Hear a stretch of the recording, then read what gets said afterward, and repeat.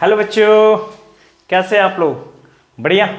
चलिए, स्वागत है आपका अपने YouTube चैनल पर जिसका नाम है राहुल बायोलॉजी क्लासेस।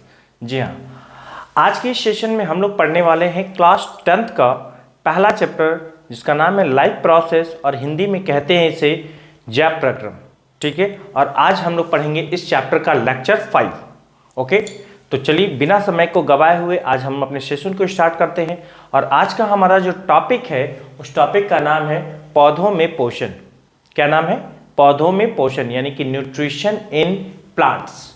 चलिए, आज की मतलब लेक्चर में हम लोग ये देखेंगे कि पौधे में पोषण कैसे होता है, पौधे अपना भोजन ग्रहण कैसे करते हैं।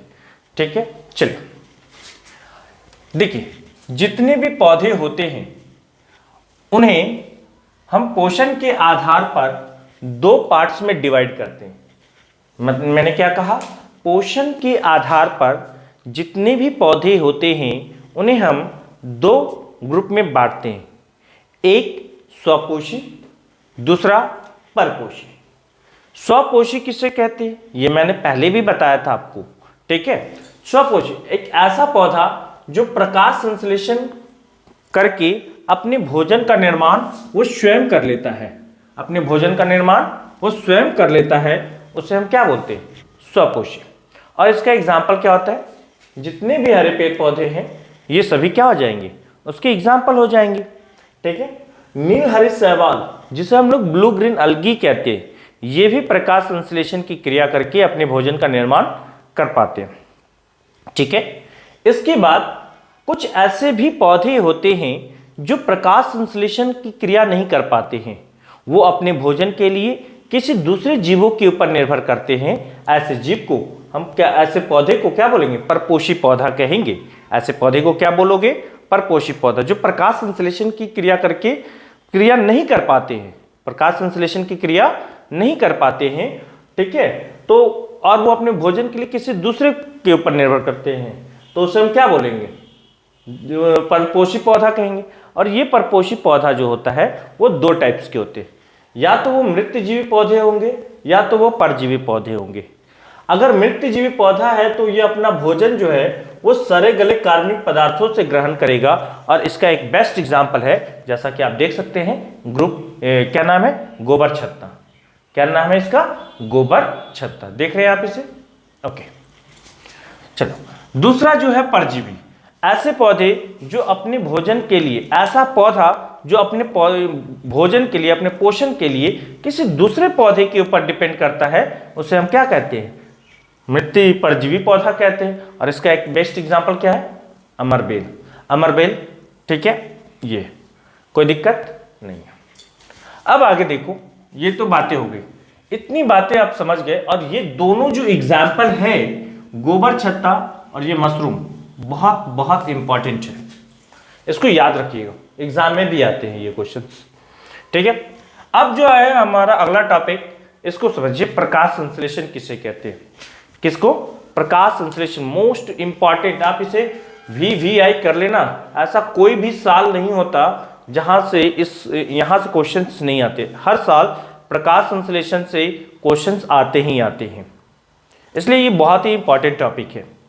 ठीक है, तो चलिए सबसे पहले हम लोग बात करेंगे प्रकाश संश्लेषण क्या होता है। आम भाषा में इसे हम सिंपली कह सकते हैं कि पौधे अपना भोजन जिस प्रक्रिया के द्वारा बनाते हैं, ठीक है, उसे हम प्रकाश संश्लेषण कहते हैं। पौधे अपना भोजन जिस प्रक्रिया के द्वारा बनाते हैं उस प्रक्रिया को क्या कहोगे? प्रकाश संश्लेषण। लेकिन अगर हम इसका एक डेफिनेशन को जाने तो डेफिनेशन क्या होता है समझना। प्रकाश संश्लेषण वह जैविक एवं रासायनिक अभिक्रिया है। मैं जैविक इसलिए बोल रहा हूँ क्योंकि ये किसी लिविंग ऑर्गेनिज्म में होने वाली प्रोसेस है, और रासायनिक अभिक्रिया क्योंकि यहाँ पर एक केमिकल रिएक्शन देखने को मिलता है।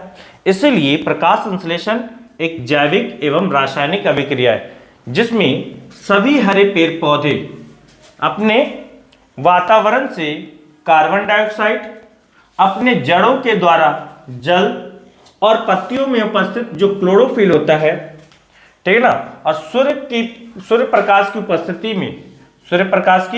उपस्थिति में ये कार्बोहाइड्रेट जैसे ग्लूकोज का निर्माण कर देते हैं। किसका निर्माण करते हैं? कार्बोहाइड्रेट जैसे ग्लूकोज का निर्माण कर देते हैं, ठीक है, और इस प्रक्रिया में ऑक्सीजन गैस मुक्त होता है। इसे ही हम क्या कहेंगे? प्रकाश संश्लेषण कहते हैं। एक बार मैं फिर से बोल रहा हूं, प्रकाश संश्लेषण वह जैविक एवं रासायनिक अभिक्रिया है जिसमें सभी हरे पेड़ पौधे अपने वातावरण से कार्बन डाइऑक्साइड, अपने जड़ों के द्वारा जल और सूर्य के प्रकाश की उपस्थिति में जो सौर ऊर्जा होती है, जो सोलर एनर्जी होती है, उससे, और क्लोरोफिल की उपस्थिति में ये कार्बोहाइड्रेट जैसे ग्लूकोज का निर्माण कर देती है। उसे हम, और इस प्रक्रिया में क्या होती है? ऑक्सीजन गैस भी मुक्त होती है। उसे ही हम क्या कहते हैं? ठीक है, प्रकाश संश्लेषण कहते हैं। यहां तक कोई डाउट नहीं है। इसकी चीजों को, यही चीज को हम लोग एक डायग्राम की मदद से समझेंगे। सपोज करिए ये क्या है? हरा पेड़ पौधा है, एक कोई पेड़ है, इसने वातावरण से क्या लिया? कार्बन डाइऑक्साइड, अपने जड़ों के द्वारा जल H2O, इसके पास क्या मौजूद है? क्लोरोफिल, लीफ है तो, और यहां सनलाइट। ये क्या है बाबू? सनलाइट, ठीक है, यहां से इसको मिल गया एनर्जी, सनलाइट। और देन ये क्या बना दिया? लीफ में क्या बन गया? ग्लूकोज बन गया, C6H12O6। ग्लूकोज का फॉर्मेशन होता है और इस प्रक्रिया में क्या मुक्त होती है? ऑक्सीजन गैस मुक्त होती है। इसी पूरी प्रोसेस को हम लोग क्या बोलते हैं? प्रकाश संश्लेषण कहते हैं। बातें समझ में आ गई यहां तक? अगर यहां तक बातें समझ में आ गई तो आप पहले इसको नोट कीजिए, आगे फिर बढ़ते हैं हम लोग।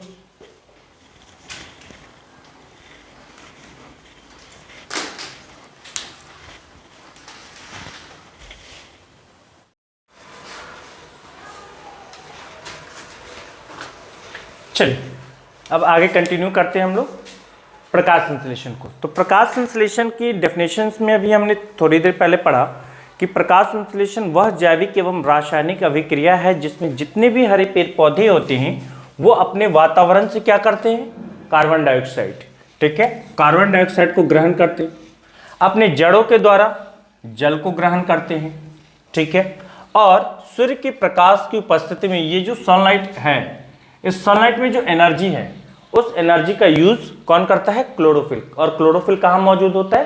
लीफ में मौजूद होता है, ठीक है। तो होता क्या है? रिएक्शन को समझिए।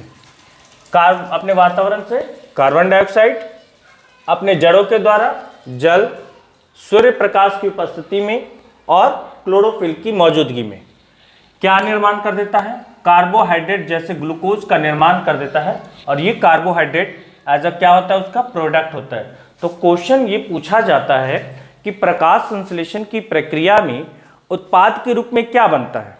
प्रोडक्ट के रूप में क्या बनता है? तो हम कहेंगे ग्लूकोज। क्या कहेंगे? ग्लूकोज। फिर पूछा जाएगा कि बाय प्रोडक्ट के रूप में क्या बनता है, यानी कि सह उत्पाद के रूप में, या फिर यूं कह लो कि उत्पाद के रूप में क्या बनता है, यानी कि बाय प्रोडक्ट के रूप में क्या बनता है? तो ऑक्सीजन, ठीक है। तो प्रकाश संश्लेषण की क्रिया में कौन सी गैस मुक्त होती है? ऑक्सीजन। उत्पाद के रूप में क्या बनता है? ऑक्सीजन। उत्पाद के रूप में क्या बनता है? ग्लूकोज। तो इस तरह से क्वेश्चन ब्रेक करके आपसे पूछे जा सकते हैं, ठीक है। और यहाँ पे याद रखना कि रिएक्शन जो है वो काफी इंपॉर्टेंट है, कई बार एग्जाम में आया हुआ है, ठीक है ना। और जब तक आपका रिएक्शन बैलेंस नहीं होगा वो उसको क्या माना जाएगा? गलत। आप यहाँ पर देख लो 6CO2 12H2O C6H12O6 6O2 + 6H2O लिखा हुआ है। और यहाँ पर इस एरो का मतलब ये होता है कि वातावरण में ऑक्सीजन गैस क्या हो रहा है? मुक्त होता है, ठीक है। रिएक्शन को बढ़िया से याद रखना, 6CH2 12H2O C6H12O6, ठीक है ना, 6O2 और 6H2O, ओके। चलो ये तो बातें हो गई कंप्लीट कि प्रकाश संश्लेषण क्या होता है। इसके बाद हमारा जो नेक्स्ट टॉपिक है वो टॉपिक का नाम क्या है? प्रकाश संश्लेषण का स्थान। आखिर पत्तियों में कहां पर प्रकाश संश्लेषण की क्रिया होती है? तो यहां पर आपको कुछ डायग्राम दिखाई दे रहा होगा, आपको कुछ लग रहा होगा कि क्या ये डायग्राम है। तो मैं आपको बता दूं कि ये लीफ का एनाटॉमी पार्ट है। जब हम लीफ को कट करके देखते हैं उसके इंटरनल स्ट्रक्चर को, तो कुछ ऐसा डायग्राम हमें लीफ के अंदर देखने को मिलता है। लीफ की जो ऊपरी सतह होती है वो चिकनी होती है। लीफ की जो सतह होती है, ऊपरी सतह, वो चिकनी होती है। और चिकनी किसकी वजह से होती है?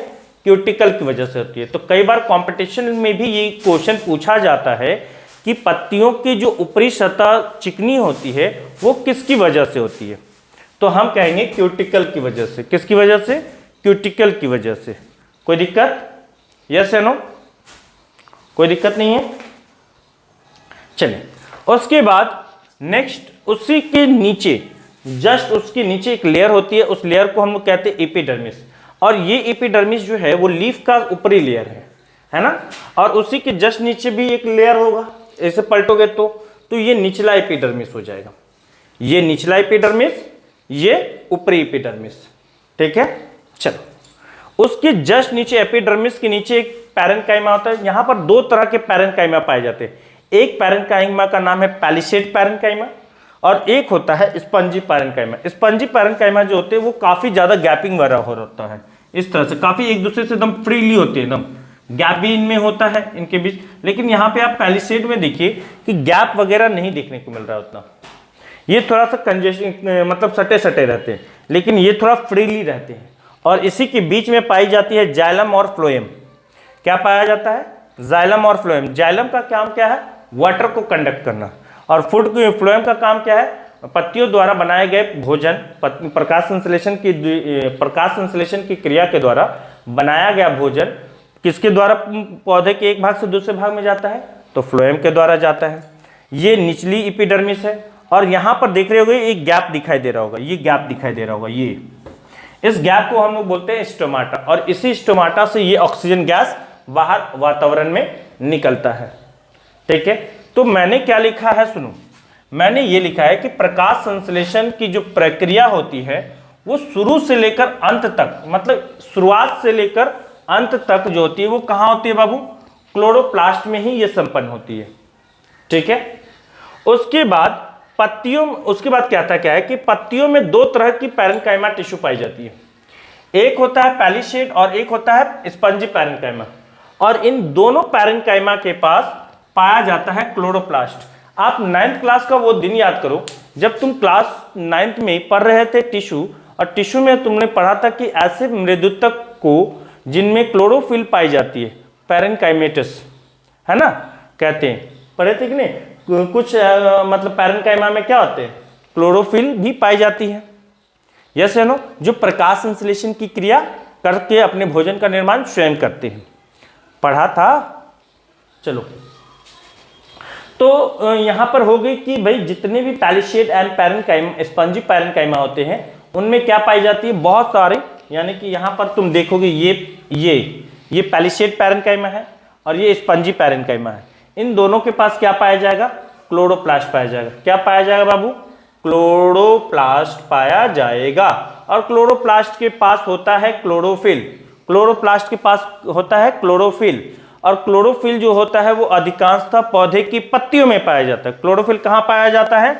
वो अधिकांशतः पौधे की पत्तियों में पाए जाते हैं। इसलिए पत्तियों को हम क्या कहते हैं? इन पत्तियों को क्या बोलते हैं? प्रकाश संश्लेषी अंग कहते हैं। क्या बोलेंगे? फोटोसिंथेटिक ऑर्गेन कहते हैं। और ये एग्जाम में कई बार आया हुआ है, ये भी एक इंपॉर्टेंट पॉइंट है ना, कि पौधे की किस भाग को प्रकाश संश्लेषी अंग कहते हैं? तो आंसर हो जाएगा पत्ती, ठीक है। फिर पूछा जाएगा कि प्रकाश संश्लेषी, ये देखो पहला पॉइंट, ये क्या था? ये फर्स्ट पॉइंट था, ठीक है, ये पहला पॉइंट है। दूसरा पॉइंट देखो, ये कहता है कि ये जो क्लोरोप्लास्ट है, चूंकि ये क्लोरोप्लास्ट को हम क्या बोलेंगे? प्रकाश संश्लेषी अंगक। क्योंकि अंगक इसलिए बोलेंगे क्योंकि ये पत्ती के अंदर है। जो पत्ती के अगर पत्ती अंग है और पत्ती के में पाया जा रहा है क्लोरोप्लास्ट, तो वो क्या हो जाएगा? अंगक हो जाएगा, है ना। तो क्लोरोप्लास्ट को क्या बोलेंगे? प्रकाश संश्लेषी अंगक कहेंगे, ठीक है, ओके। अब यहां पर तीसरी बात, उस क्लोरोप्लास्ट के भीतर क्या पाया जाएगा? क्लोरोफिल पाया जाएगा। तो क्लोरोफिल को क्या पूछा जाता है कि प्रकाश संश्लेषी इकाई किसे कहते हैं? तो क्लोरोफिल को कहते हैं। पूछा जाएगा सिंपली 1 नंबर में कि प्रकाश संश्लेषी इकाई किसे कहती है? तो कहना कि क्लोरोफिल को कहते हैं। किसको कहेंगे? क्लोरोफिल को कहेंगे। यहां तक कोई दिक्कत नहीं है, ठीक है। चलिए इसको नोट कर लीजिए, आगे बढ़ते हैं। फिर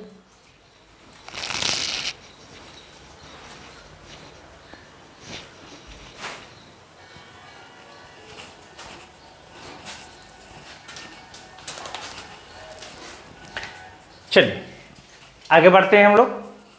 ठीक है, इतना दूर तक तो हो गया होगा आप लोग का कंप्लीट। प्रकाश संश्लेषण का स्थान भी हमने पढ़ लिया।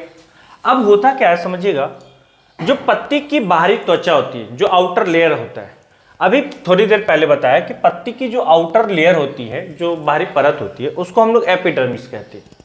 ठीक है, और एपिडर्मिस में क्या मौजूद होता है? स्टोमाटा पाया जाता है।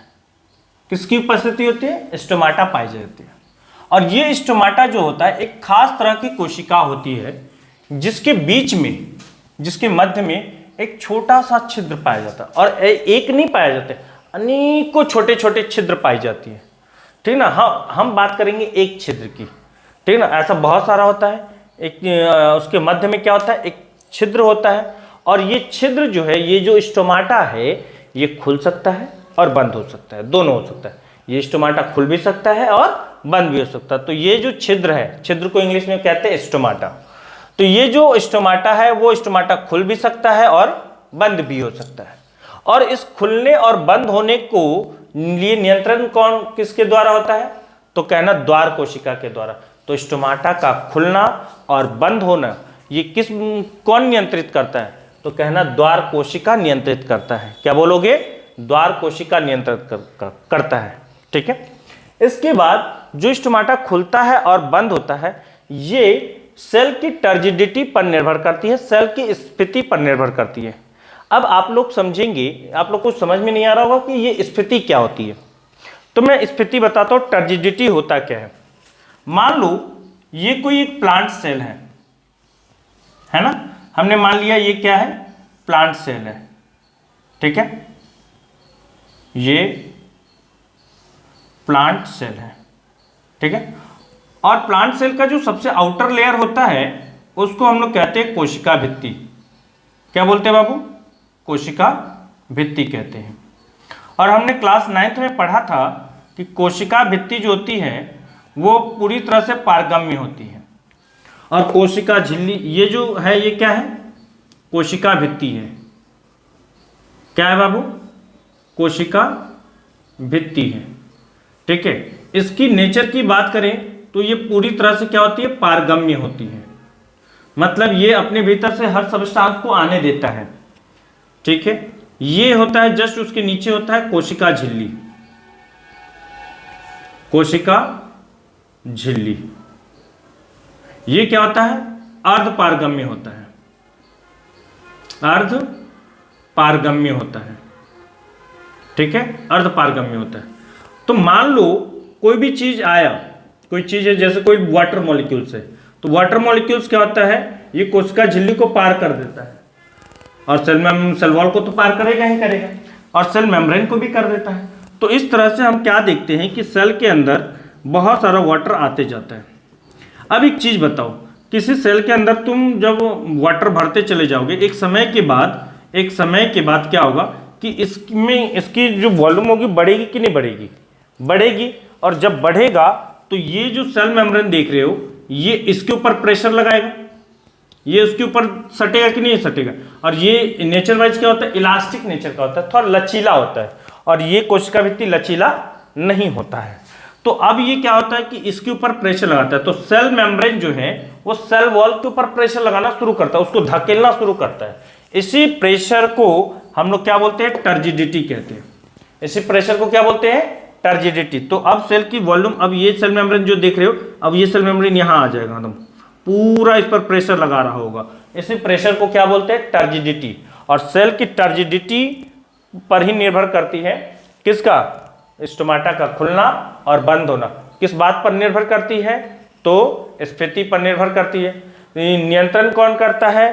तो द्वार कोशिका करता है। तो ये दो अलग अलग क्वेश्चंस यहाँ से बन सकते हैं। तो पहला क्वेश्चन ये बनता है कि स्टोमाटा का खुलना और बंद होना ये नियंत्रण किसके द्वारा होता है? आप कहेंगे द्वार कोशिका के द्वारा, जिसे इंग्लिश में गार्ड सेल, और इसका दूसरा नाम है रक्षक कोशिका। ठीक है, दूसरा क्वेश्चन जो है हमारा आ सकता है, दूसरा क्वेश्चन जो है वो हमारा क्या आ सकता है? ये कि स्टोमाटा का खुलना और बंद होना किस बात पर निर्भर करता है? तो जब निर्भर करता है तो हम बोलेंगे टर्जिडिटी पे निर्भर करता है। टर्जिडिटी समझ गए? जब सेल मेम्ब्रेन सेल वॉल के ऊपर प्रेशर लगाता है तो उसे हम क्या बोलते हैं? टर्जिडिटी कहते हैं। चलो अब यहां पे समझना, जब इस चीज को समझना, आप मेरे इस हाथ को देखो, ठीक है, इस हाथ को देखना, ठीक है, प्रणाम कर रहा हूं ऐसा मत समझना, ठीक है, ओके। और ना ही मैं इलेक्शन में खड़ा हो रहा हूं, आप मुझे ये गौर करना, ये ठीक है, इसको, ये मान लो कि स्टोमाटा है, क्या बाबू, स्टोमाटा है, ठीक है, और स्टोमाटा में अभी बंद है, अभी क्या है, स्टोमाटा अभी देख रहे हो ना, बंद है, देख रहे हो, बंद है। अब मैं क्या कह रहा हूं कि स्टोमाटा के भीतर यानी कि जो गार्ड सेल है, उस गार्ड सेल के भीतर क्या होता है, वाटर आता है, वाटर आ रहा है, वाटर आ रहा है, वाटर आ रहा है, वाटर आ रहा है, आ गया, तो सेल की क्या हो गई, टर्जिडिटी बढ़ गई, और सेल की टर्जिडिटी बढ़ने से क्या हुआ, क्या हुआ, स्टोमाटा खुल गया। अब स्टोमाटा से वाटर बाहर निकल गया, स्टोमाटा से वाटर बाहर निकल रहा है, वाटर बाहर निकल रहा है, स्टोमाटा क्या हो गया, क्लोज हो गया। बात समझ में आया? तो जब वाटर आता है तो टर्जिडिटी बढ़ती है, और टर्जिडिटी बढ़ती है तो सेल में, सॉरी, जो स्टोमाटा है लीफ में, वो स्टोमाटा क्या होता है, खुल जाता है, और जैसे ही वाटर निकल जाता है इससे, तो ये स्टोमाटा क्या होता है, क्लोज हो जाता है। तो वही मैं कह रहा हूं, ठीक है, कि जब द्वार कोशिका जल अवशोषित करती है, जब द्वार कोशिका जल अवशोषित करती है तो ये क्या हो गई, फूल जाती है, ये क्या होती है, फूल जाती है। देखो फूल गया कि नहीं फूल गया, टर्जिडिटी बढ़ गई, तो टर्जिडिटी बढ़ने से क्या होता है, स्टोमाटा खुलता है कि बंद होता है, जल्दी बताओ, स्टोमाटा खुल जाता है।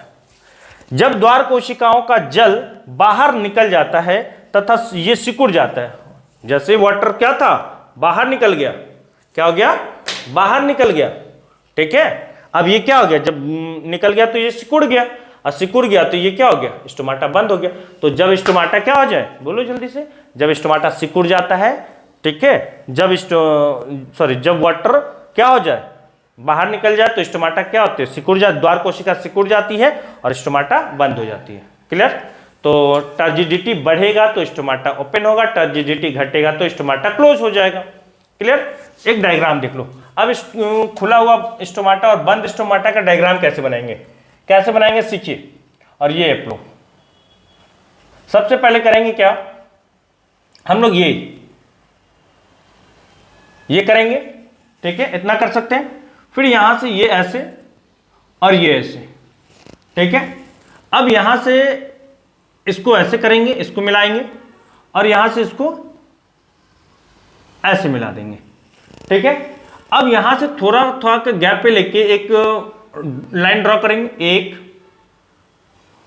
2, ये अपने से भी अपना कर सकते हो, कोई दिक्कत नहीं है, ठीक है, 3 4 5।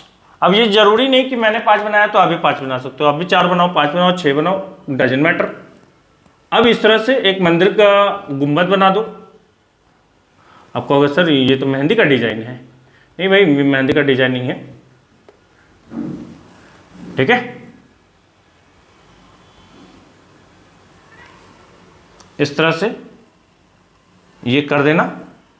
ये एपिडर्मिस है, ये क्या है बाबू, ये लीफ का एपिडर्मिस है, ठीक है ना, और ये क्यूटिकल की लेयर है,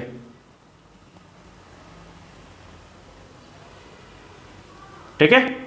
ये क्यूटिकल की लेयर है जो ओवरलैप कर रहा हूं मैं, और उसके नीचे जो गुंबदनुमा संरचना देख रहे हो उसको हम लोग कहते हैं एपिडर्मिस, ठीक है। और यहां पर ये देख रहे हो ये क्या है, ओपन स्टोमाटा, ये क्या है, खुला स्टोमाटा है, खुला स्टोमाटा, ठीक है, स्टोमाटा है, ओके। ये क्यूटिकल की लेयर होती है, क्यूटिकल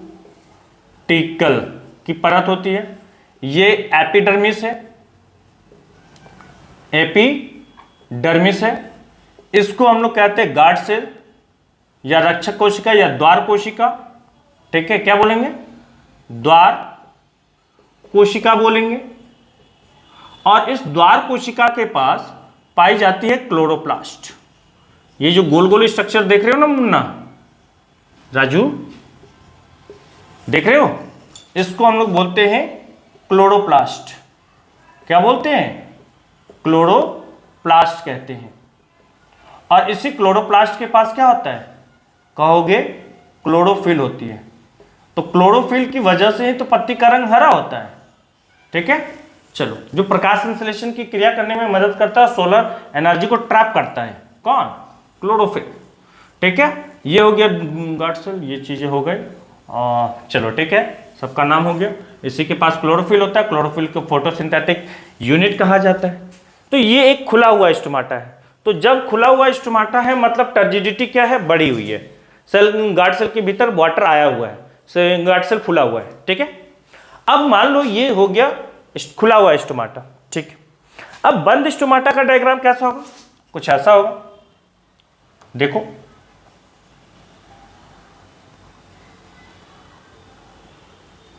यहां पे इसको ऐसे क्लोज कर दो और चीजें वही फिर से बना दो। ठीक है, ये ठीक है। इसके बाद 4-5 को इधर से लाइन खींच दो।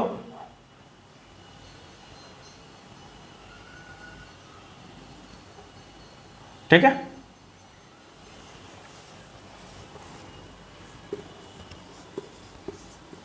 खुला स्टोमाटा। चलो,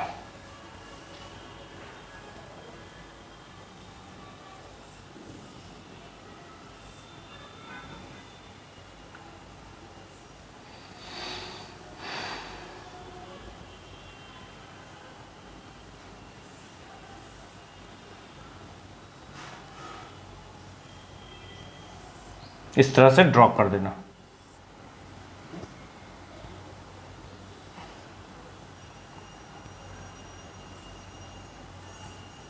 चलो, यहां पे क्या हो गया? क्लोरोप्लास्ट। ठीक है, ओके, बना लेना। ओके, दिन एक चीज याद रखना, ये क्या हो गया? ये बंद स्टोमाटा है और बाद बाकी सब नेमिंग वही चीज हो जाएंगी। एक चीज याद रखना, दिन के समय स्टोमाटा खुला रहता है और रात्रि के समय स्टोमाटा बंद रहता है। ठीक है, आखिर क्या वजह है कि रात के समय में स्टोमाटा क्लोज रहता है और दिन के समय में स्टोमाटा खुला रहता है? ये बात हम लोग अपने नेक्स्ट वीडियो में करेंगे। ठीक है, आज के लिए इतना ही, फिर मिलेंगे हम लोग अपने नेक्स्ट वीडियो में। अगर आपको हमारा ये वीडियो समझ में आता है तो हमारे चैनल को लाइक करिए, सब्सक्राइब करिए, बेल आइकन को दबाना ना भूलिए। ठीक है, जिससे कि अपकमिंग हमारा जो भी वीडियो होगा वो आप तक सबसे पहले पहुंचे। Okay, thank you, tata, bye bye, thank you.